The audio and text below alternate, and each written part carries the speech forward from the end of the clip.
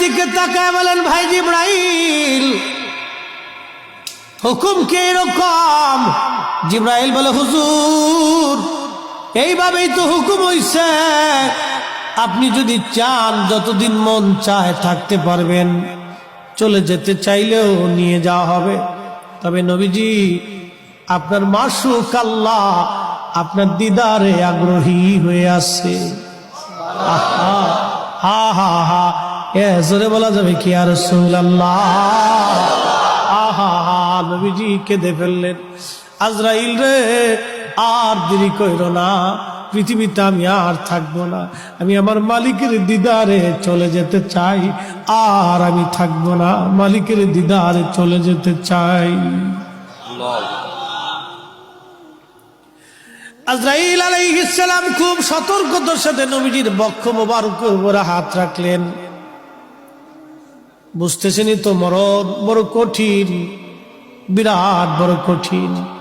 যখন হাত রাখছে, আল্লাহ নবীজির কষ্ট হচ্ছিল। নবীজি ডেকে বলেন, আজরাইল রে, আমার তো কষ্ট হয়। আজরাইল বলেন, হুজুর আল্লাহর পক্ষ থেকে আমার উপরে ফরমান, যদি আপনাকে কষ্ট দেয় আমি আজরাইলের জীবন বরবাদ হয়ে যাবে। নবী গো, আপনাকে কষ্ট দেওয়া আমার জন্য হারাম।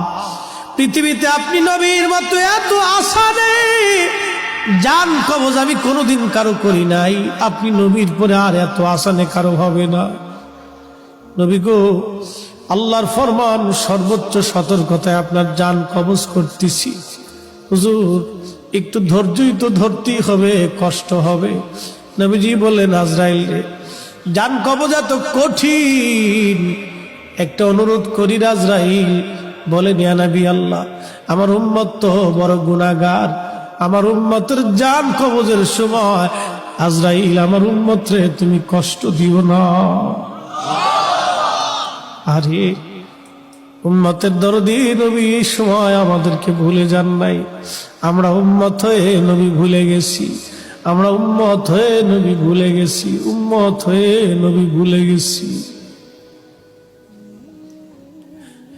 এই সময় নবী আমাদেরকে ভুলে নাই, আমরা উম্মত হয়ে নবী ভুলছি। হায়রে কপাল পোড়া, উম্মত হয়ে নবী ভুলছি। বদনসিব, আমাদের বদনসিব, কপাল বড়ই মন্দ। কি হবে রে আমাদের এই কঠিন মেহশরে, কি হবে রে আমাদের কবরের জিন্দেগিতে, কি হবে রে কঠিন মৌতে? উপায় কি, উপায় কি, আমাদের উপায় কি? নবী ভুলে গেছি।